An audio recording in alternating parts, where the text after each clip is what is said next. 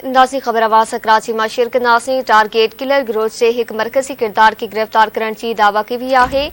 SSP central मारूफ उस्मान जो चवण हो त जावेद तंगड़ा के CCTV ऐं टेक्निकल ज़रिए गिरफ्तार किया पियो है। हुन चयो त जवाबदार केतिरा ई माण्हू क़त्ल कया।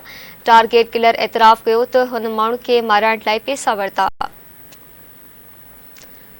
खबर आवाज़ शुरू पिया टारगेट किलर गिरोह से एक मरकजी किरदार की गिरफ्तार करण की दावा की हुई है। SSP सेंट्रल मारूफ उस्मान जो चवण हो त जावेद तंगड़ा के CCTV ऐं टेक्निकल ज़रिए गिरफ्तार किया पियो है। हुन चयो त जवाबदार केतिरा ई माण्हू क़त्ल कया। टारगेट किलर एतराफ़ कयो त हुन माण्हुनि खे माराइण लाइ पैसा वरिता।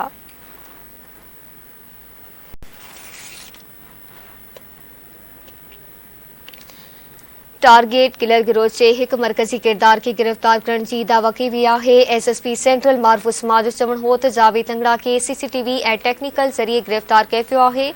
हुन चयो त जवाबदार केतिरा ई माण्हू क़त्ल कया। टारगेट किलर एतराफ़ कयो त हुन माण्हुनि खे माराइण लाइ पैसा वरिता।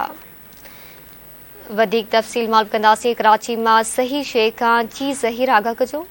SSP सेंट्रल मारूफ उस्मान एक प्रेस कॉन्फ्रेंस करने बुधाया तो एक अहम टारगेट किलर जो कराची इन खोड़ सारी टारगेट किलिंग में मुलव्वस है जिन जो नालो आहे जावेद लंगड़ा है गिरफ्तार किया वियो आहे।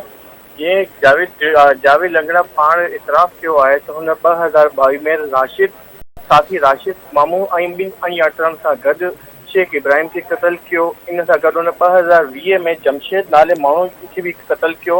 इन सां गॾु हिन ॿुधायो त हिन खे जवाबदार खे पिणु क़त्ल कियो आहे। इन सां गॾु SSP मारूफ उस्मान ॿुधायो त हीउ जेको टारगेट किलर आहे हीउ हिकु प्रोफेशनल टारगेट किलर आहे जेको पैसनि जे लाइ कंहिंखे बि क़त्ल कंदो रहियो आहे। कराची जे अंदरि खोड़ सारी हिन वारदात कयूं आहिनि। इन सां गॾु SSP मारूफ उस्मान इहो बि ॿुधायो त हिकु ॿियो गुरूह गिरोह आहे जेको घरनि जे अंदरि वञी करे सफ़ाई जे बहाने घर में इन थींदा आहिनि ऐं उन खां पोइ घर जो सफ़ाई कंदा आहिनि। चोरी वारदात करे उन ग्रुप के अंदरि 3 मायूं ॿुधाई थी वञनि। उन सां गॾु हिकु मर्द। ठीक आहे ज़हीर शेख, मेहरबानी तफ़सीलनि लाइ।